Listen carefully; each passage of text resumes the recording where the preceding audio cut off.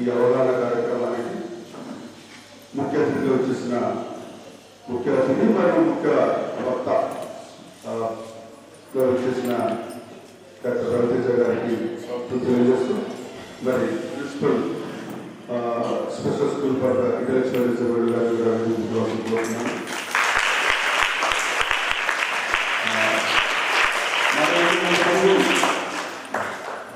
So doctor Raviteja గారికి మరి సమయం చాలా విలువైనది. సో ఆయన పంక్చువాలిటీ మెయింటైన్ చేస్తారు. తను కూడా గవర్నమెంట్ డ్యూటీలో ఉండి మరి మన పిలువగానే మన కార్యక్రమానికి చేసినందుకు వారికి ప్రత్యేక ధన్యవాదాలు తెలియజేస్తూ, ముఖ్యంగా ఈరోజు మనం ప్రపంచవ్యాప్తంగా ఆటిజం అవేర్నెస్ డే అనేది నిర్వహించుకుంటూ ఉంటారు. సో అందులో భాగంగానే మనం కొన్ని సంవత్సరాల నుంచి రెగ్యులర్గా ఏప్రిల్ 2వ తారీఖు రోజు ప్రపంచ ఆటిజం అవగాహన దినాన్ని నిర్వహించుకుంటూ ఉంటాము. సో మనందరికీ తెలుసు, మన పాఠశాలలో కూడా కొంతమంది పిల్లలు ఆటిజంతో బాధపడేవారు ఉన్నారు. సో వాళ్ళు ఉన్న ఆ రుగ్మతతోటి మరి వాళ్ళు నేర్చుకోవడానికి కొన్ని ఇబ్బందులు ఉంటాయి. సో కాబట్టి ఆ బిహేవియర్ ప్రాబ్లమ్ని మనం ఒకవేళ మోడిఫికేషన్ చేసినట్లయితే ఆ పిల్లలు నేర్చుకోవడానికి మంచి అవకాశం కూడా ఉంటుంది. సో దీని మీద ఎక్స్క్లూజివ్గా మాట్లాడడానికి చేసిన డాక్టర్ రవితేజ గారిని మాట్లాడాల్సింది కోరుతున్నాను. గారు అండ్ మీరందరూ అంటే మా అందరికీ చాలా స్పెషల్. అండ్ ఖచ్చితంగా ఫీల్డ్కి వచ్చినప్పుడు అభిమానంతో ప్రేమతో ఖచ్చితంగా ఆ విలువకి గౌరవం ఇవ్వాలి, రావాలి. అండ్ మీతో మాట్లాడడం నాకు ఎప్పుడు చాలా ఆనందం. ఈరోజు చాలా స్పెషల్ డేస్ ఉంటాయి. మొన్న మనం డౌన్స్ గురించి మాట్లాడుకున్నాం. ఈరోజు ఆటిజం గురించి మాట్లాడుకునే అవకాశం దొరికింది. ఆటిజం ఆ పేరు పలుకుతూనే చాలా వింతగా ఉంటుంది. ఎందుకంటే ఒక 15 ఏళ్ల ముందట ఎప్పుడైతే నేను మెడిసిన్ స్టడీ స్టార్ట్ చేశానో అసలు ఇది చాలా రేర్ ప్రాబ్లం. నాకు ఇంకా గుర్తుంది, 3000-4000 పిల్లల్లో ఒక్కరికి ఆటిజం అనే ప్రాబ్లం రావచ్చు, వస్తే ఈ లక్షణాలు అని చెప్పి ఒక చిన్న 4 పారాల్లో కూడా ఉండేది కాదు టెక్స్ట్ బుక్. కానీ ఫాస్ట్ ఫార్వర్డ్ కోవిడ్ తర్వాత నేను ఎన్నో అబ్రాడ్ ఆపర్చునిటీస్ వదులుకొని ఇక్కడ నిజామాబాద్ వచ్చిన తర్వాత సరే ఎక్కువగా కళ్ళు ప్రాబ్లమ్స్ చూస్తాము, పెద్దవాళ్ళ దగ్గర నరాల మానసిక ప్రాబ్లమ్స్ చూస్తాము అని అనుకుంటూ మనం నిజామాబాద్లో కూడా one of the high number of autistic children చూడడం జరుగుతుంది అన్నమాట.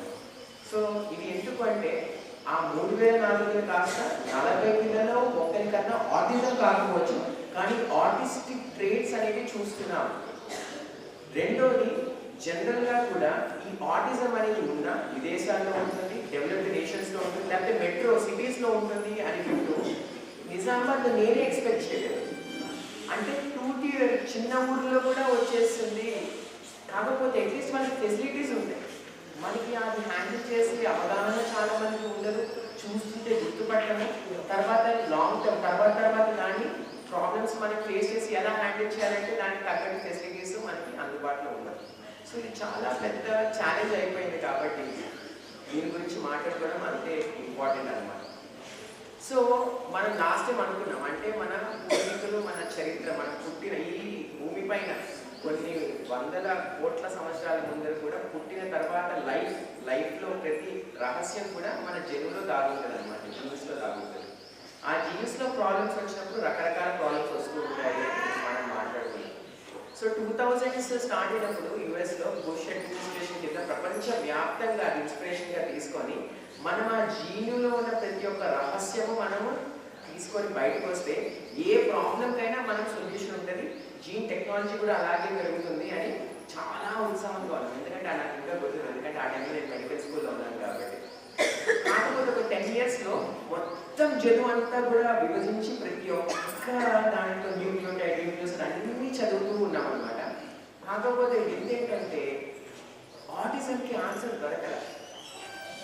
అంటే ఒక 100 జీన్స్, ఒక 100 రకాల ఆటిజం ఉన్న పిల్లల జీన్స్ అన్ని స్టడీ చేసినా సరే దాంట్లో ఒక 3 పిల్లల్లోనే ఈ జీన్ వల్ల ఈ ఆటిజం అనే లక్షణాలు ఏర్పడుతున్నాయని చెప్పగలం. అది మిగతావన్నీ కూడా ఆ చాలా 100 రకాల జీన్స్ కొంచెం అన్ని తోడు దొంగల్లాగా పనిచేసి ఈ జబ్బులు సృష్టిస్తుంది. సో ఏ జన్మ వెనకాల పరిగెత్తాలి? ఏ జంతువుని మనము టెస్ట్ చేయాలి? ప్రతి ఒక్క టెస్ట్ కొన్ని వేలలో లక్షల్లో ఉంటుంది, ఎందుకంటే అది అందరికీ సాధారణంగా చేసే టెస్ట్ అంటే చీప్ అయిపోతుంది. సో అప్పటి నుంచి ఉన్న క్వశ్చన్ ఇప్పుడు కూడా అలాగే ఉండిపోయింది అనమాట. ఆటిజంకి ఎందుకు వస్తుంది? మనము దాని ముందరే ప్రెగ్నెన్సీలో ఉన్నప్పుడే గ్రహించగలమా? దాన్ని ఏమన్నా ఆపగలమా? వస్తే దానికి పూర్తిగా క్యూర్ ఇవ్వగలమా అనేది ఒక ప్రశ్నగానే ఉండిపోయింది అనమాట. సో ఎప్పుడైతే ప్రశ్నకి ఆన్సర్ లేదో ప్రతి ఒక్కరు ఎక్స్పర్టే. సో కొంతమంది ఇది కలియుగం అని చెప్పారు, కొంతమంది మీరు తింటుంది ప్లాస్టిక్ పీల్చుంది కాలుష్యం గాలి పొల్యూషన్ వల్ల అన్నారు, కొంతమంది మొబైల్ ఫోన్స్ వల్ల అని చెప్పడం స్టార్ట్ చేశారు, కొంతమంది భారతీయులు విదేశాల్లో ఉన్న వాళ్ళకి ఉంది కానీ భారతీయుల్లోనే లేదు అంటే 7 సంవత్సరాలు దాటి లేకపోతే ఇంకా పూర్వీకులు ఏవైతే చాలా వెరైటీ అంటే కొన్ని చాలా ఇంపార్టెంట్వి, కొన్ని మీనింగ్ఫుల్వి, కొన్ని కొంచెం మనకి ఈ ట్రెడిషనల్గా కొన్ని బ్లైండ్ బిలీఫ్స్ అవన్నీ కూడా బయటకు రావడం స్టార్ట్ అయింది అనమాట. ఎందుకంటే అక్కడ వాళ్ళు అమ్మ నాన్నలు ఇద్దరు పని చేసుకుంటారు ఊళ్ళో ఫేస్బుక్లో, వాళ్ళ పిల్లల్ని చూసుకోవడానికి ఎవరు ఉండరు. సో కోల్డ్ మదర్ సిండ్రోమ్ అని, అంటే ఆ మదర్ పట్టించుకోకపోతే పిల్లలకి ఇట్లా ఆటిజం వస్తుందని కొంతమంది అట్లా ఒక్కొక్క కారణం చెప్పడం స్టార్ట్ చేశారు. కానీ ఏవి కూడా మనం పూర్తిగా మార్చలేము. కలుషితం నా చేతిలో ఉంది, ఎంత చేయగలమో మనం చేస్తాం. ప్లాస్టిక్ పూర్తిగా నా చేతిలో ఉందా, ఎంత చేయగలమో మనం చేస్తాం. పూర్తిగా ఆఖరికి ప్రాబ్లం వస్తే ఇంకా మదర్ అంతా జాబ్ అన్నీ వదిలేసుకొని ఇండియాకి ఎంతో మంది వచ్చిన వాళ్ళు నేనే చూశాను. అయినా సరే ఆటిజం అనేది మార్పు చెందట్లేదు. ఇది కూడా ఈ ఆటిజం ఫీచర్స్లో కూడా ఎంత తొందరగా మనం గ్రహిస్తే అంత తొందరగా, యూజువల్గా 3 year టైంలో మనకి స్టార్ట్ అయిపోతాయి అనమాట సిమ్టమ్స్. ఇన్ఫ్యాక్ట్ మనం చాలా చోట్ల చూస్తే 6 సంవత్సరాలు దాటిన తర్వాత చాలా మంది సెంటర్స్ వాళ్ళు టేకప్ కూడా చేస్తలేరు అనమాట ఈ పిల్లల్ని. సో ఇది చాలా ఛాలెంజ్ అయిపోయింది అనమాట. సో మనకి ఎలాంటి లక్షణాలు చూస్తూ ఉంటాం ఈ ఆటిజంలో? చెప్పండి. ఐ కాంటాక్ట్ సరిగ్గా ఉండదు, వెరీ గుడ్. అసలు ఉండదు. వాళ్ళు ఏదైనా మన శబ్దం చేస్తే వాళ్ళ శబ్దాన్ని గ్రహించరు, అదేంటో అన్నట్టు వాళ్ళు వెళ్ళిపోతూనే ఉంటారు. కాకపోతే ఇంకా కొన్ని చోట్ల అయితే ఖచ్చితంగా నాకు కావాలి అన్నట్టు వాళ్ళు. Welcome my friend colleague doctor. Just brief introduction. So మనము చాలా చక్కగా వివరించారు, ఎందుకంటే మనం మొదటిగా తెలిసేది ఈ లక్షణాలు. మన ఐక్యూ తక్కువ ఉంటుందని గ్యారెంటీ లేదు, ఐక్యూ చాలా వరకు నార్మల్గానే ఉంటుంది అనమాట. సో వాళ్ళ ఐ కాంటాక్ట్ వాళ్ళ ఫోటోలో ఎక్స్ప్రెషన్ ఏర్పడిపోతుంది. ఏంటి మీ పాప కానీ బాబు కానీ కెమెరా చేతులు కానీ ఇట్లా ఫ్లాట్ చేస్తూ రౌండ్గా తిరుగుతూ ఉంటుంది. అట్లాగే చాలా వరకు వాళ్ళు ఎదుగుదల ఉంటుంది. కానీ సో ఒక ఏజ్ తర్వాత మనకు చాలా వరకు లెర్నింగ్ టీచర్ చెప్పడము, పేరెంట్స్ చెప్పడము, లేకపోతే మనము ఏదో టాయ్స్ ఆడుకుంటూ నేర్చుకోవడము దాటి మనం పక్కన ఉన్న వాళ్ళ నుంచే మనం నేర్చుకుంటాం కదా. సో ఇది ఆగిపోతుంది. అప్పుడు వాళ్ళ ఐక్యూ లెవెల్స్ కూడా యూజువల్గా మనం ప్రాక్టీస్లో తగ్గడం గమనిస్తూ ఉంటాం అనమాట. అండ్ దానికి తోడు ఆ వయసు వచ్చేటప్పటికి మిగతా పిల్లలతో ఆడుకొని నేర్చుకునే వయసు వచ్చేటప్పటికి స్కూల్లో కూడా వాళ్ళు చాలా వరకు ఈ ప్రాబ్లం ఇప్పుడిప్పుడే చూస్తున్నారు, అర్థం చేసుకోవట్లేదు. కాబట్టి వాళ్ళు స్కూల్లో కూడా తీసుకోకపోవడం వల్ల ఇట్లాంటి పిల్లలు ఇంకా నష్టపోతున్నారు. అలాగే ఉన్న ప్రపంచంలో మనం రోజు న్యూస్లో స్టీవ్ జాబ్స్, ఇలాన్ మస్క్ అట్లాంటి గొప్ప ఆల్బర్ట్ ఐన్స్టీన్ వీళ్ళందరి గురించి వింటూ ఉంటాం. వాళ్ళందరికీ ఆటిస్టిక్ ట్రేట్స్ ఉన్నాయి. వాళ్ళు మిగతా వాళ్ళ ఎమోషన్స్ని దూరం పెట్టి వాళ్ళ పని వాళ్ళు సాఫీగా చేసుకుంటూ ఉన్నారు కాబట్టి ఇంత పైకి ఎదిగారు అని కూడా వింటూ ఉంటాం. సో పేరెంట్స్ అంతా కన్ఫ్యూజన్, అంటే నా పిల్లాడికి ఇంత టాలెంట్ ఉంది కానీ నాకు ఏం చేయాలో అర్థం కావట్లేదు, కానీ వాడు నార్మల్ లైఫ్ కూడా లీడ్ చేయలేకపోతున్నాడు అని ఎంతో కుమిలిపోతూ బాధ పడుతూ ఉంటారు అన్నమాట. సో అందుకే ఈ ఆటిజంని తీసేసి ఆటిజం స్పెక్ట్రమ్ డిసార్డర్ అని పెట్టారు. ఎందుకంటే దీంట్లో కూడా రకరకాలు ఉన్నాయి. అండ్ ఒక్కొక్కరికి మనం లాస్ట్ టైం మాట్లాడుకున్నట్టే ప్రతి ఒక్క వాళ్ళకి అదే ప్రాబ్లం అని డయాగ్నోసిస్ చేయొచ్చు, కానీ సివియారిటీ బట్టి వాళ్ళ ప్రెజెంటేషన్ వాళ్ళు ఎలాంటి ప్రాబ్లమ్స్తో ఉంటారో అనేది పూర్తిగా మారిపోతుంది అనమాట.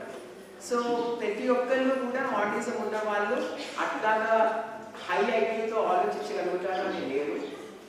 వాళ్ళు ఒక variety of autism spectrum disorder Asperger అట్లాంటి ఉన్నప్పుడే వాళ్ళు మిగతా పిల్లలతో ఆడుకోవడం వాళ్ళు ఏదో మ్యాథ్స్లో కానీ ఏదో ఒక స్పెసిఫిక్ ఫీల్డ్లో బాగా ముందుకు వెళ్ళిపోతారు అనమాట. అట్లాంటి గుర్తొస్తే ఇంకా చాలా గ్రేట్, వాళ్ళు గిఫ్టెడ్ చిల్డ్రన్ అని అనుకోవచ్చు. లేదంటే మిగతా పిల్లల్ని నార్మల్ పిల్లలు కలుపులో తీసుకురావడంలోనే చాలా చాలా పెద్ద ఛాలెంజ్ అనేది ఉంటుందన్నమాట. ఇది ఎలా సాధ్యం? సో అర్లీగా మనం గుర్తించడం, మిగతా ఓకే నడక మాట ఏమి వస్తున్నాయి కాబట్టి ఇట్లాంటి సూచనలు సింటమ్స్ మనకు తెలియదు, కానీ మనం ఒక్కసారి పీడియాట్రిషియన్ కానీ మన సైకాట్రిస్ట్ కానీ తీసుకెళ్ళి ఒక్కసారి డెవలప్మెంట్ తగ్గట్టుగా ఉందా లేదా, లేకపోతే ఈ విషయాల్లో ఇంప్రూవ్మెంట్ ఎలా చేయగలమని తెలుసుకోవడం. ఇప్పుడు నిజామాబాద్లో కూడా చాలా సెంటర్స్ వచ్చేసాయి మనకి. రౌండ్ ఆటిజం సెంటర్ ఇక్కడ సుభాష్ నగర్లో, పినాకిల్ అనే హోటల్ వంశీ ఆపోజిట్లో, అట్లాగే సిడిసి అని చెప్పేసి విక్రమ్ హాస్పిటల్ లో, ఇవన్నీ కూడా అర్లీ ఇంటర్వెన్షన్ సెంటర్స్. అట్లాగే మనకి గవర్నమెంట్లో కూడా 4th ఫ్లోర్లో కూడా మనకి ఈ ఆర్బిఎస్కే వాళ్ళు ఎర్లీ ఇంటర్వెన్షన్ టీమ్ కూడా ఉందన్నమాట. సో ఇక్కడికి తీసుకెళ్ళగలను. అక్కడ మనకి occupational therapy, physiotherapy, speech therapy problem బట్టి ఒక టైలర్ చేస్తారు అనమాట ఒక ప్లాన్ని. ఆ ప్లాన్ని బట్టి మనం డెవలప్మెంట్ని ట్రాక్ చేసుకోవడం. సో ఏమవుతుందంటే క్రికెట్ మనం చూసినప్పుడు ఎవరైనా సిక్సర్ కొట్టారనుకోండి, బ్యాట్ వాడు అక్కడే నిల్చుంటాడు బ్యాట్స్మెన్, ఇప్పుడు కొంచెం తేడా ఉంటుంది యాంగిల్లో. ఆ యాంగిల్ బట్టి బాల్ చేరేటప్పటికి స్టేడియంలో డిఫరెంట్ డైరెక్షన్స్లో చేరుతుంది అనమాట. సో ఈ జంక్షన్ అనేది అలాంటి యాంగిల్ అనమాట. ఈ డైరెక్షన్ ఎలా ఉంటుందో అంటే అప్పుడు మనకు అంత తేడా తెలియకపోవచ్చు, కానీ కొన్ని నెలలు కొన్ని సంవత్సరాలు పోగా అదేంటి వాడు అక్కడికి వెళ్తామని ఉన్నాడే, దాని ఇంప్రూవ్మెంట్ వచ్చేసానే నేను అన్నట్టు అనిపిస్తుంది. సో ఈ టైంలో గైడెన్స్, ఈ టైంలో మనం చాలా ఓపికగా ఏదో పెద్ద జబ్బు వచ్చిందని కాకుండా ఎక్కడైతే మనకి డెఫిసిట్స్ ఉన్నాయో, ఎక్కడైతే మనకి లోపాలు ఉన్నాయో దానికి తగ్గట్టు మనం థెరపీ ట్రీట్మెంట్ మనం తీసుకోగలిగితే పిల్లలకి చాలా చాలా మేలు చేయగలుగుతాం. ఇన్ఫ్యాక్ట్ వాళ్ళకి ట్రీట్మెంట్ కంటే మనము ఆ టెక్నిక్స్ ఇవన్నీ యూట్యూబ్లో వీటిలో కూడా బాగా అవైలబుల్ ఉన్నాయి. మనం అక్కడ ఏదైతే మీరు సెంటర్స్కి వెళ్తున్నారో వాళ్ళ ద్వారా మీరు నేర్చుకోగలగాలి. ఓకే ఈ ఇష్యూస్లో నాకు వాటి ఫ్యూచర్లో ప్రాబ్లం ఉండొచ్చు, దానికి తగ్గట్టు మీరు టీచర్స్తో కమ్యూనికేట్ చేయగలగాలి. ఇదిగోండి మీరు అన్నీ ఓకే, ఈ విషయాల్లో మీరు కొంచెం కాన్సన్ట్రేట్ చేశారనుకోండి, ఈ పిల్లలు మా వాళ్ళు ఇట్లా అని చెప్పి డాక్టర్ చెప్పారని మీరు చెప్పినా సరే వీళ్ళకి మనకి బాగా వెళ్ళిపోతుంది అనమాట. సో ఎక్స్పర్ట్స్ అనేవి వచ్చేదాకా మనం నిజామాబాద్లో వెయిట్ చేయలేము. ఉన్న వాళ్ళని మనం వాడుకుంటూ ప్రతి ఒక్కరు ఒక చిన్న సైజ్ ఎక్స్పర్ట్ అవ్వగలిగితే మన పిల్లలకి చాలా మేలు చేసుకోగలుగుతాం. Thank you very much. Sir ఒక చిన్న ప్రోగ్రామ్ ఉంది, ప్రత్యేకత సార్ అన్నారు, ఆటిజం డే అన్నారు. సో దాని మీద ఏమైనా మాట్లాడగలుగుతారంటే లెవెల్కి సార్ లెవెల్ 5 ఇక్కడ ఉన్నారు. సో సార్ సో మీ గైడెన్స్ తర్వాత మీ మెసేజ్ ఏదైతే తప్పకుండా మా పిల్లలకి తప్పకుండా ఉపయోగపడతాను అనుకుంటున్నా. సో ధన్యవాదాలు మీరు వచ్చినందుకు. సో మరి మనకి ఇంకొక స్పీకర్ డాక్టర్ వికాస్ ఉన్నారు. సో తను కూడా మరి మీతో మాట్లాడడానికి వస్తున్నారు. మరి డాక్టర్ వికాస్ గారు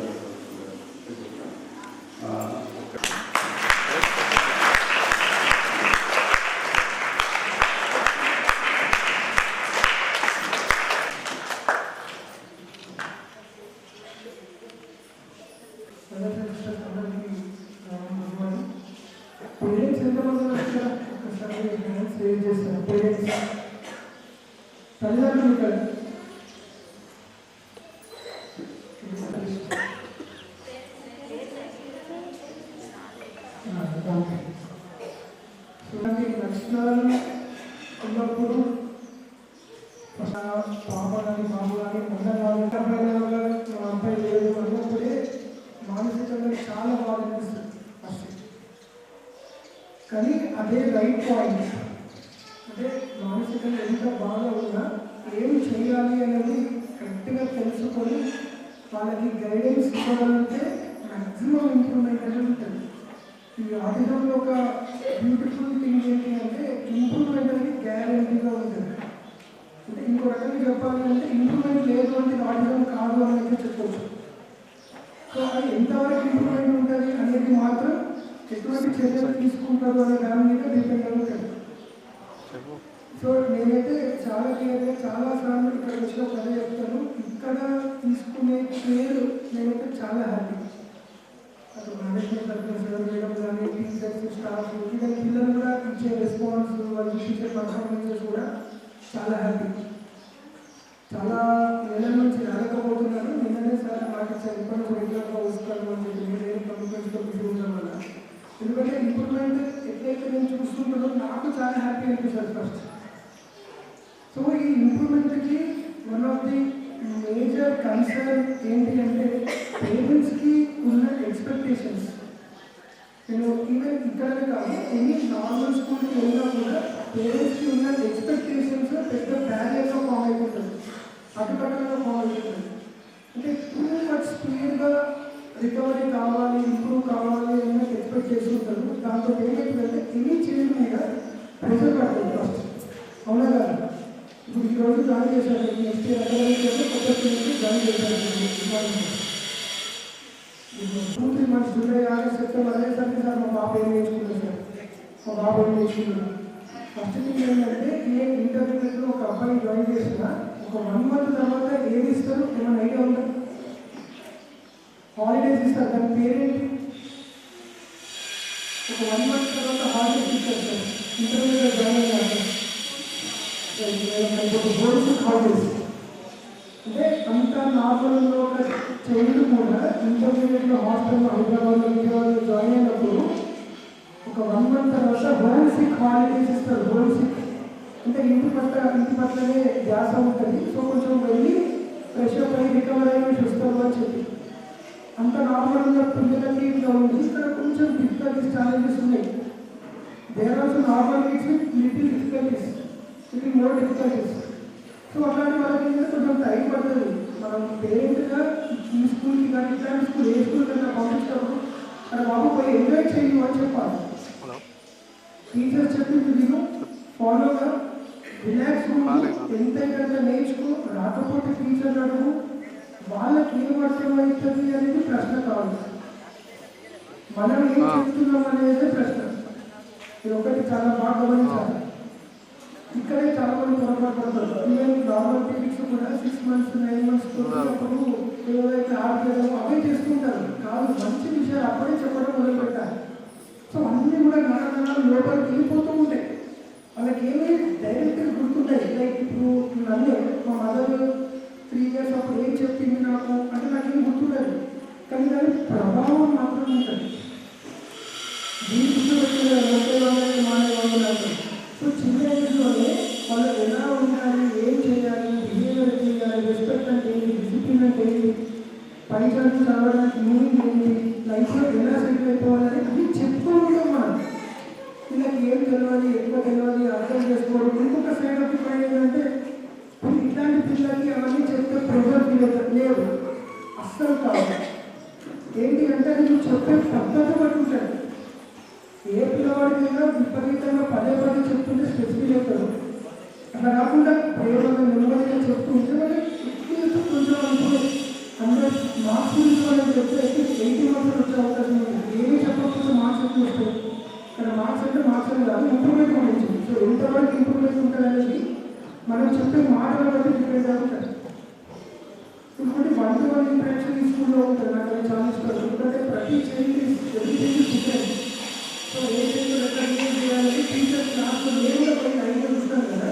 10-12 members ఉన్నా కూడా ప్రతి స్టూడెంట్ గురించి ABCD వరకు వచ్చు. ఆ స్టూడెంట్ మీద ఈ టీచర్స్ EFG మీదనే ఫోకస్ చేస్తారు. అప్పుడు కొంతమంది ABCD వరకు వస్తే IJK మీదనే ఫోకస్ చేస్తారు. సో ప్రతి చేంజ్కి స్పెషల్ ఫోకస్ పెట్టినప్పుడు ఇంప్రూవ్మెంట్ అంటే చాలా బాగుంటుంది. దానికి ఏంటంటే పేరెంట్స్ సపోర్ట్ కావాలి. ఒక అంటే నేను ఏ స్కూల్కి పోయినా, పేరెంటింగ్ సెషన్ పోయినా ఈ పిల్లలతో ఇబ్బందులు ఏమన్నాయంటే ఒక 100 కంప్లైంట్లు వస్తాయి. ఒక్కొక్క మదర్ నుంచి కంప్లైంట్, ఒక్కొక్క మదర్ నుంచి ఒక 100 కంప్లైంట్స్ వస్తాయి. సార్ మా పాప ఇట్లా, మా పాప అట్లా, ఫోన్ పట్టుకుంటారు, టీవీ చూస్తారు, కొన్నిద్దరు ఇంట్రెస్ట్ ఉంటారు, టీచర్స్ రోజు ఫోన్ చేసి కంప్లైంట్స్ చెప్తున్నారు. సో పాయింట్ అర్థమైందా? ఎవరు ఏ పాప బాబు అయినా తల్లిదండ్రులకి ఇబ్బందులు ఉండే అవకాశం ఉంటుంది. దానికి సింపుల్ సొల్యూషన్ ఏంటి అంటే క్లియర్గా పిల్లలతోటి మాట్లాడాలి. వాళ్ళు ఏదన్నా ఇప్పుడు సైలెంట్ చేస్తున్నారు, ఇంకో రకంగా చెప్పడానికి ప్రయత్నిస్తున్నారు, వాళ్ళకి వచ్చిన పద్ధతులు మనకు అర్థమైనా కాకపోయినా అట్లీస్ట్ రోజు వాళ్ళతో ట్రావెల్ చేస్తూ ఉంటే క్లియర్గా అర్థమయ్యే అవకాశం ఉంది. కొన్ని సందర్భాల్లో అర్థం కాలేదు, క్లియర్గా చెప్పాలి, అదే బాబు నువ్వు చెప్పి నాకు అర్థం కాలే, మనం ఒకసారి ఎప్పుడైతే మనం ఇంటర్వ్యూ చెప్పినప్పుడు రాసి గీసి పెట్టి ఒక బొమ్మ తెచ్చి చూపి నాకు ఏమో అర్థం కాలేదు. సో సో వాళ్ళకి ఇంకా కొంచెం టైం ఇవ్వాలి. మీకు ఏం చేయాలి ఇప్పుడు జస్ట్ ఒక చిన్న క్వశ్చన్, ఏం చేద్దాం మరి ఇప్పుడు ఒక చిన్న క్వశ్చన్ చాలు. వాళ్ళకి ఏం చేయడం కూడా క్లారిటీ ఉండకపోవచ్చు, కానీ అదే నాకు ఫ్రీడమ్ ఇస్తున్నారు అనే విషయం వాళ్ళకి కొంచెం అర్థమైతే చాలా బాగుంటుంది. ఇప్పుడు ముందు పాప బర్త్డే 3 years, నీకు ఏం గిఫ్ట్ కావాలి అని ఏం నేర్చుకోవడం మాట్లాడి నేర్చుకుంటారని చెప్పండి. ఏం నేర్చుకోవడం పిల్లవాడు హ్యాపీ ఉండాలా లేదా ఫస్ట్ అసెస్ చేయాల్సింది పేరెంట్స్. ఎందుకంటే టీచర్స్ ఇక్కడ చదువు చెప్పడానికి, డిసిప్లిన్ చెప్పడానికి, లెటర్స్ నేర్పించడానికి ఇవన్నీ కట్టాలి. సో ప్రేమ విషయం అయితే పేరెంట్స్ అంటే వచ్చే తల్లిదండ్రులు నా బాబు హ్యాపీ ఉండాలని లేదా అసెస్ చేసుకోవాలి. ఒకవేళ లేదా కనిపిస్తుంది ఎందుకు లేవు అనుకుంటాను. ఇక్కడ మేనేజ్మెంట్ సర్వర్ మేడం ఒక చిన్న కంప్లీట్ ఏర్పాటు చేయండి స్పెషల్గా సర్వర్లో ప్రయత్నిస్తారు. అంతేకాని టార్గెట్ పెట్టుకొని ఇంకా నేర్చుకోవాలి, రావాలి, ఇంకా లైఫ్ మీద సెటిల్ అయిపోవాలి అని పెద్ద పెద్ద టార్గెట్ పెట్టుకుని విపరీతంగా ప్రెజర్ పెట్టుకోవాలని నాకు ఇప్పుడు చెప్పేది. ఒక్క చైల్డ్ని మేనేజ్ చేయడము అంటేనే చాలా కష్టమైన రోజులు. ఇప్పుడు ప్రొటెస్ట్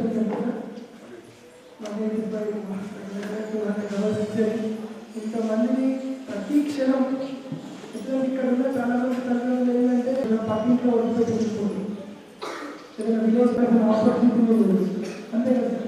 వీళ్ళని ఎక్కడ వదిలిపెట్టి ప్రైవేట్ లేదు, కంపల్సరీ రౌండ్ ది క్లాక్ సేవలు ఉండాల్సిందే. ఆ కేర్ వాళ్ళు చూపిస్తున్నారు. వాళ్ళు ఒకసారి మనస్ఫూర్తిగా చెప్పచ్చు.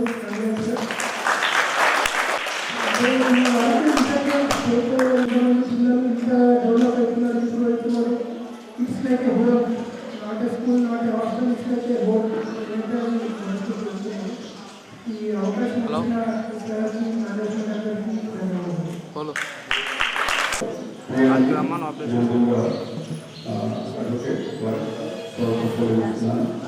మరి ఈరోజు చెప్పారు. మరి రవితేజ గారు ఏం చెప్పారంటే దానికి కారణాలు, దాని మీద జరిగిన స్టడీస్ ఏం రివీల్ చేస్తున్నాయి. సో ఆర్టిజంగా పుట్టడానికి ఇప్పటివరకు కూడా రవితేజ గారు చెప్పినట్టుగా ఒక్కొక్కరు ఒక్కొక్క అభిప్రాయం హైపోథెటికల్ థింకింగ్లోనే ఉండాలి. కానీ యాక్చువల్గా దానికి సంబంధించిన స్టడీస్ ఏవైతే ఉన్నాయో పూర్తిగా ఈ కారణం వల్ల ఆర్టిజం పుట్టడానికి కారణం కాదు, జన్యుపరమైన లోపాలు అంటున్నారే కానీ సో కరెక్ట్ అయిన కారణం తెలియలేదని వాళ్ళు మాట్లాడుకోవడం జరిగింది. మరి ప్రపంచంలో చాలామంది పెద్దలు, అబ్రహాం గారు కావచ్చు, ఐన్స్టైన్ కావచ్చు, ఆల్బర్ట్ ఐన్స్టైన్ కావచ్చు, సో ఇలాంటి చాలా పెద్ద మంది చాలామంది కూడా మరి ఒకప్పుడు ఆర్టిజంలో ADHDలో బాధపడే వాళ్ళే. మరి వాళ్ళు ప్రపంచ స్థాయిలో మంచి శాస్త్రజ్ఞులుగా, మరి అమెరికా అధ్యక్షులుగా, సో ఎలాంటి మా స్కూల్స్ కూడా చెప్పారు డాక్టర్. సో ఇలాంటి చాలామంది ఆర్టిజంతో బాధపడుతున్నప్పటికీ మరి వాళ్ళు ఉన్నత శిఖరాలని అంటే ప్రపంచంలో హైయెస్ట్ పొజిషన్ జరుపుకోగలిగిన ఆర్టిజం బాధ్యపడిన వ్యక్తులు కూడా ఉన్నారు. సో మరి దీని అన్నింటికీ ప్రధాన కారణం ఏంటంటే ఏం చెప్తానికి ఉదాహరణలు, ఈ ఆర్టిజం పిల్లలు కూడా ప్రాపర్గా హ్యాండిల్ చేయగలిగితే మరి పిల్లలు కూడా డెవలప్ అవడానికి అవకాశాలు ఉన్నాయని డాక్టర్ తేజ గారు చెప్పారు. అదేవిధంగా how to deal with them అనేది డాక్టర్ వికాస్ గారు చెప్పారు. సో ఇప్పుడు మన మధ్యలో మన గవర్నింగ్ బాడీ సభ్యులు వీరేశం గారు ఉన్నారు, వారిని కూడా మాట్లాడాల్సింది. వాసవి సీనియర్ సిటిజన్ క్లబ్ పౌరుల అధ్యక్షుడిగా మరి నిజామాబాద్ జిల్లాకి సేవలు అందిస్తున్న వీరేశం సార్. మరి ఈ సంవత్సరం మన ముందు 2 ప్రధాన గోల్స్ ఉన్నాయి. సో ఒకటి సిల్వర్ జూబ్లీ ఇయర్ అనేది కంపల్సరీగా చాలా నుంచి 2019 నుంచి పెండింగ్ వస్తుంది. సో ఈ సంవత్సరం ఏంటంటే ప్రైవేట్ స్కూల్ స్టార్ట్ చేసి ఎగ్జామిన్ 25 years మన 2099లో మరి ప్రైవేట్ స్కూల్ స్టార్ట్ చేస్తుంది.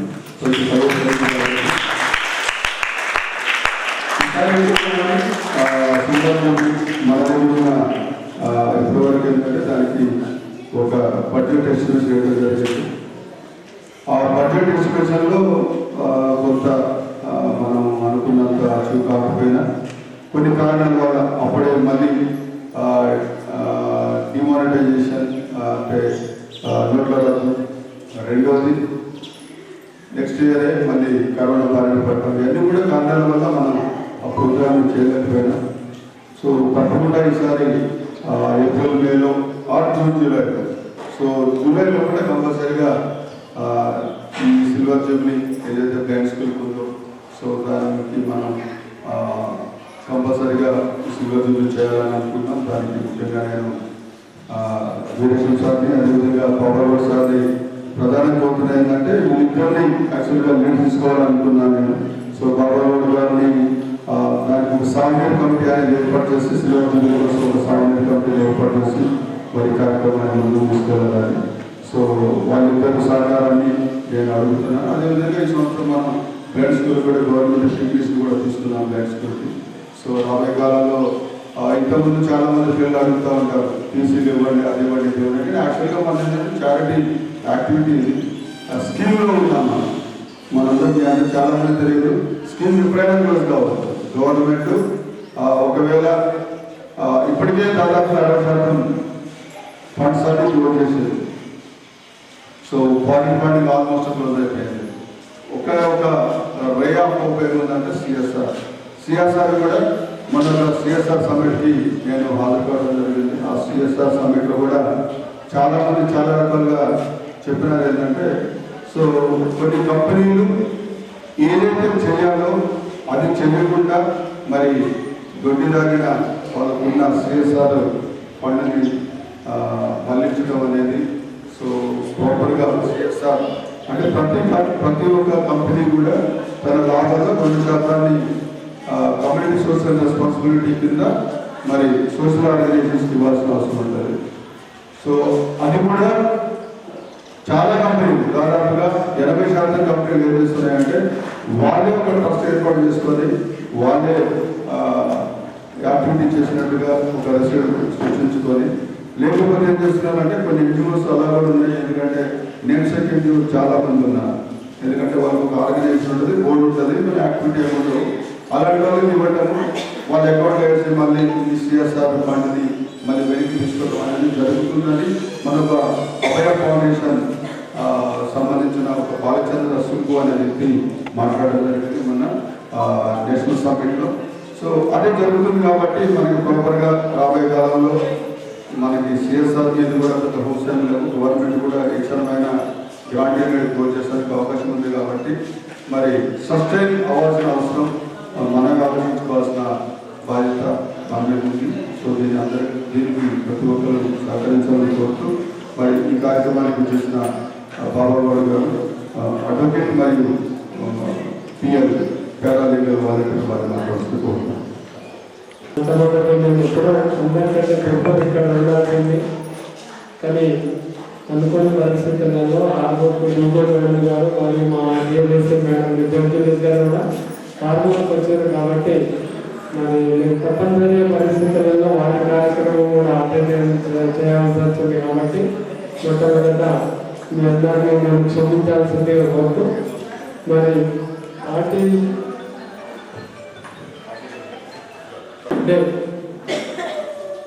యునైటెడ్ నేషన్స్ అసెంబ్లీ మొట్టమొదట 2007 ఏప్రిల్ 2 ప్రపంచ ఆటిజం డేగా గుర్తించింది. పిల్లలలో మానసిక ఎదుగుదల లేదని ఆటిజం ఉంది. సో అప్పుడు ఇది సాధారణంగా 6 నుంచి 18 సంవత్సరాల వయసులో ఉండే పిల్లలలో వైద్యులు ఇట్లాంటి దాన్ని గమనిస్తూ ఉంటారు. కాబట్టి దాన్ని మన పేరెంట్స్ కానీ వాళ్ళ పేరెంట్స్ కానీ వైద్యులు కానీ ఇట్లాంటివి గుర్తించి దాన్ని సమూలంగా మార్చడానికి ప్రయత్నం చేసినప్పుడు అది పెద్ద వ్యాధి కాదు. అది దాని గురించి అసలు మాట్లాడుకునే అవసరం ఉంది. అయితే ఎప్పుడైతే యునైటెడ్ నేషన్స్ దీని మీద చర్చలు స్టార్ట్ చేశారు, దీని గురించి మాట్లాడాలి. మనం ఎంత ఎక్కువగా మాట్లాడితే దాని గురించి ప్రజలలో అవగాహన కలుగుతాయి. కాబట్టి ఆటోని మనం దాన్ని నిర్మూలించేసి తీసేయచ్చు. ముఖ్యంగా మరి దీనికి ఎక్కువగా జర్మనీలో హోమియో వైద్యం ద్వారా చాలా మంచి రిజల్ట్స్ వచ్చినట్టుగా తెలుసుకున్నాం. ఎందుకంటే ఏదైనా ఒక వ్యాధిని మనము అల్లోపతిలోకి వెళ్తే కేవలం ఆ వ్యాధిని గుర్తించి దానికి మెడిసిన్స్ ఇస్తాం. బట్ దీనికి హోమియోలో ఎట్లాంటిది అంటే ఆ వ్యాధికి కాకుండా అది రావడానికి ఏదైనా కారణాలు హోమియో బాడీలో ఎలాంటి చర్యలు దాన్ని పురుగొల్పుతుందని దాన్ని కూడా గుర్తించి దానికి వైద్యం చేస్తారు. కాబట్టి కొంతవరకు హోమియో ద్వారా దీంట్లో చాలా సక్సెస్ అయినట్టుగా గుర్తించారు. ఎప్పుడైతే ఆర్టిజమో అది కేవలము ఒకటో రెండో సిమ్టమ్సే కాకుండా అనేక రకాలైన సిమ్టమ్స్ అన్ని దాంట్లో ఆర్టిజానికి దారితీస్తాయి చిన్నపిల్లలు. కాబట్టి అట్లాంటి హోమియో క్యాంపులు కూడా మనం ఏర్పాటు చేస్తే బాగుంటుంది. నేను ఇక్కడ సభాముఖంగా చెప్పాల్సిన అవసరం వచ్చింది కాబట్టి నా కూతురు హైదరాబాద్లో హోమియో ఫిజిషియన్ జిమ్స్ హాస్పిటల్లో, స్టార్ హాస్పిటల్లో, అన్ని హాస్పిటల్లో పనిచేసింది. తప్పనిసరిగా ఎప్పుడైనా అవకాశం కలిగితే నా కూతురు మరియు వాళ్ళ కొలీగ్స్ డాక్టర్స్తో ఒకసారి ఇక్కడ నేను క్యాంప్ కూడా ఏర్పాటు చేయడానికి ప్రయత్నం చేస్తా. ఇది నా స్కూల్ కాబట్టి సార్ ఇందాక చెప్పిండు మనం నేను సిల్వర్ జూబ్లీ అని అన్నాడు. అది సార్కి కాదు, అది నాది. బాబావాడు కాదు.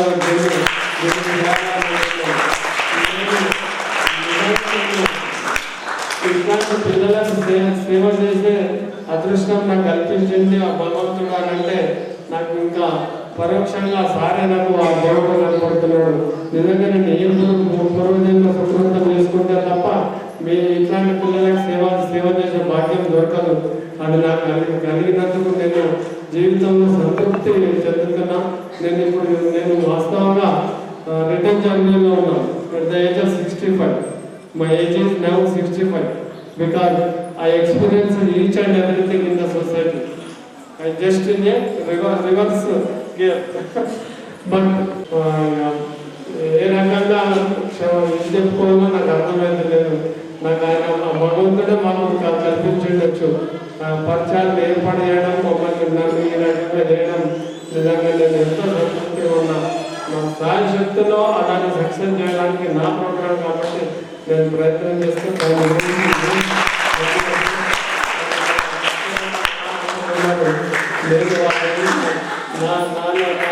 నేను వాళ్ళకి నా సహాయాన్ని అందిస్తాను కోరుకుంటూ, మరి ఆర్టిజం గురించి కొన్ని సిమ్టమ్స్ ఏంటి అనేది నేను కొంచెం ఇంకా బాగుంటే బాగా ప్రిపేర్ అది ఆర్టిజం మీకే వస్తుంది. అంటే ఇవన్నీ సిమ్టమ్స్ ఎప్పుడైతే గుర్తించారో అప్పుడు 80 లక్షల మంది మన భారతదేశంలో 80 లక్షల మంది ఆర్టిజంతో ఉన్నారు అని తెలుసుకున్నారు. కాబట్టి ఇది ఎవరో ఒక్కరికో ఇద్దరికో 10 మందికి సంబంధించిన సమస్య కాదు. ఇది పూర్తిగా సొసైటీకి సంబంధించిన సమస్య. దీని కొంత ప్రతి ఒక్కరికి అవగాహన ఉండాల్సిన అవసరం ఉంది. ప్రతి ఉంటారు చాలా మంది పిల్లలు మనం గమనిస్తుంటాం. కడిగితే కడుగుతారు, చేసిందే చూస్తూ ఉంటాం. అరే ఇప్పుడే కడిగిన వాళ్ళంటే మళ్ళీ కడుగుతాం, లేకపోతే ఇంకేదైనా గమనిస్తుంటాం, తిరిగి మళ్ళీ చేస్తుంటాం. ఇది కూడా ఆడడానికి దారి తీస్తుంది. కాబట్టి దాన్ని ఎప్పుడు కూడా ఇట్లాంటి వాటిని మనం నిర్లక్ష్యం చేయదు.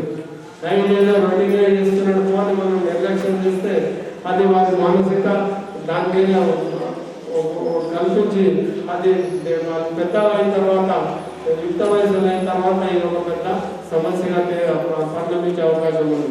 అట్లా కూడా ఆడలేదు. కొందరు మనకు అంత కలగలుపుగా ఉంటారు, తెలిసిన పిల్లలున్న పోతారు, మాట్లాడగలుగుతారు. కొందరు ఏకాంతంగా కూర్చుంటారు క్లాసులో. ముఖ్యంగా మీరు టీచర్లకు చెప్తున్నారు, టీచర్గా మీరు బాగా చేసేవాడిని, కానీ అయిపోయిన తర్వాత నాకు తెలుసుకునే అవకాశం వచ్చింది. సో తిరిగి మీరు అంత అదృష్టవంతం, విధంగా ఉపాధ్యాయులైనా మీరు అంతా కూడా అదృష్టవంతం. కాబట్టి మరి ఇంత మంచి కార్యక్రమాలను నన్ను ఆహ్వానించినందుకు నేను ప్రత్యేకంగా ధన్యవాదాలు. సో సారు వృత్తి రీత్యా ఆయన పదవులు.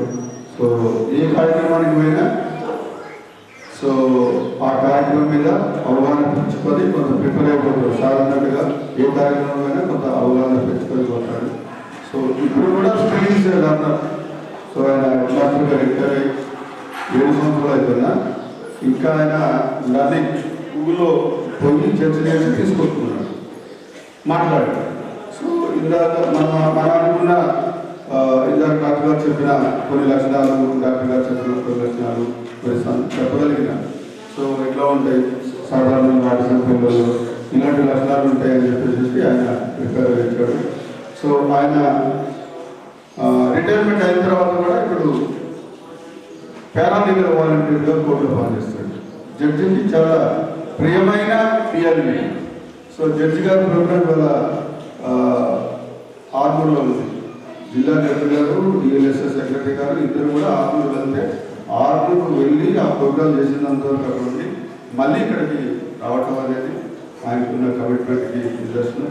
సో రియల్లీ మేమైతే అనుకున్నాం తప్పకుండా ఒక రైట్ పర్సన్ని ఒక లోకల్ పబ్లిక్ కమిటీకి చైర్మన్గా పెట్టుకోవడం, రాబోయే కాలంలో సిల్వర్ జూబ్లీ కూడా మరి వారిని మేము చైర్మన్గానే ఉండమని అడగడం జరిగింది. సో ఈ ఆల్రెడీ యాక్సెప్టెడ్ ఫర్దర్. సో ఆయనకు ధన్యవాదాలు తెలియజేస్తూ మరి మీ అందరూ కూడా విన్నారు చాలా వరకు. సో ఈ కార్యక్రమం ఎందుకు ఏర్పాటు చేయాలంటే కేవలం అవగాహన కోసమే ఏర్పాటు చేయబడింది. ఇంకా కొంతమంది పేరెంట్స్ కూడా ఉన్నట్టుగా బాగుండేది. ఇప్పుడు వస్తున్నారు అనుకుంటా కొంతమంది పేరెంట్స్. సో మనం ఏదైతే మనం Indian standard time so 10-11 start చేయడం ఇట్లా న్యాచురల్గా ఉంటుంది. పేరెంట్స్లో కూడా ఆలోచన ఉంటుంది. సో అనుకున్న టైంకి ఎక్కడ ప్రోగ్రామ్ స్టార్ట్ కావాలి, బట్ స్నేహాలు కన్నడ టైం స్టార్ట్ కావాలి.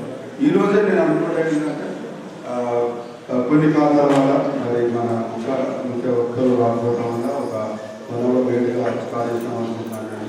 సో ఏమైనప్పటికీ కూడా ఆటిజం అనేది ఒక సమస్య. అవగాహనతో తల్లిదండ్రులకి కౌన్సిలింగ్ ద్వారా లేకపోతే అవగాహన ద్వారా వాళ్ళను మార్పు తీసుకొస్తానికి అవకాశం ఉంటుంది. సో పిల్లలు చెప్పారు, ఇందాక రవిచంద్ర గారు మాట్లాడేటప్పుడు కూడా చెప్పినారు, వికాస్ గారు మాట్లాడేటప్పుడు కూడా చెప్పినారు. ఏంటంటే ఈ పిల్లల్ని ప్రాపర్గా హ్యాండిల్ చేసి మరి చాలామంది ఏంటంటే ఐటీపై కాంటాక్ట్ లేకపోవడం, మనం చూసినప్పుడు స్పందించకపోవడం. సో ఇవన్నీ కూడా ప్రధానంగా మానసిక వైకల్యం ఉన్న పిల్లలు కూడా ఇలాంటి కొన్ని లక్షణాలు ఉంటాయి. ఐసోలేషన్ ఉండటం, కొంతమంది ఏడిహెచ్డీతో బాధపడటం. సో ఇవన్నీ కూడా సాధారణంగా కొన్ని క్యారెక్టరిస్టిక్స్ మనం ఐడెంటిఫై చేసిన కొంతమంది పిల్లలు మన దగ్గర కూడా 10 మంది ఆర్టిస్టిక్ పిల్లలు ఉన్నారు. సో వాళ్ళు వాళ్ళని మనం వచ్చిన అడుగుతుంటే వాళ్ళ దగ్గర ట్రాన్స్ఫర్ చేస్తూ ఉంటాం. సో బట్ ఏంటంటే వాళ్ళు రెండో చూసుకుంటూ మనం ఏమనుకుంటామంటే వాళ్ళు మనం చెప్పేది వినట్లేదేమనుకుంటాం కానీ బట్ వాడు మనం మాట్లాడే ప్రతి మాటను కూడా వాడు అర్థం చేసుకోగలుగుతాడు. వాడు కానీ వాడు ఐ కాంటాక్ట్ లేకపోవడం వల్ల మనం కూడా అనుకుంటాం మనం చెప్పేది వాడు వినిపించుకోవట్లేదని. బట్ డెఫినెట్గా వాళ్ళు కూడా ఉంటారు, తెలుసుకుంటారు. సో ఇది అవగాహన మాత్రమే ఈ ఆటిజంని తగ్గించడానికి ప్రధాన సూత్రం. సో ప్రతి ఒక్కరు అవగాహన కలిగి ఉండాలి. సో రాబోయే కాలంలో కూడా మనం కూడా చాలా కార్యక్రమాలు చేస్తాం. 38 to 40 ప్రోగ్రామ్ చేసినాం మనం. సో అన్ని కార్యక్రమాలు చేసినాం. So right from autism day మొదలుకొని అది ఏప్రిల్ 2వ తారీఖు స్టార్ట్ అవుతే మళ్ళీ మార్చి 31 వరకు. Last year we have conducted 39-40 programmes, awareness programmes. So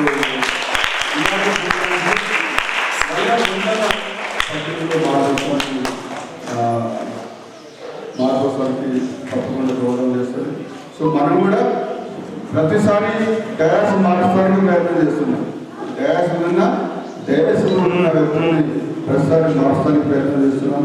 చాలామంది ఇన్వాల్వ్ చేస్తున్నాం, జిల్లాధికారులు ఇన్వాల్వ్ చేస్తున్నాం, మినిస్టర్ని ఇన్వాల్వ్ చేస్తున్నాం. సో చాలా రకాల డాక్టర్స్ ఇన్వాల్వ్ చేస్తున్నాం. పబ్లిక్ చాలా వరకు తీసుకోవాలనుకున్నాను. సో ఈ సందర్భంగా మీడియా వారికి కూడా ప్రత్యేక ధన్యవాదాలు చేస్తూ బాధ్యత మనది కాబట్టి మరి ప్రిన్సిపల్ గారిని అతిథులు Thank you.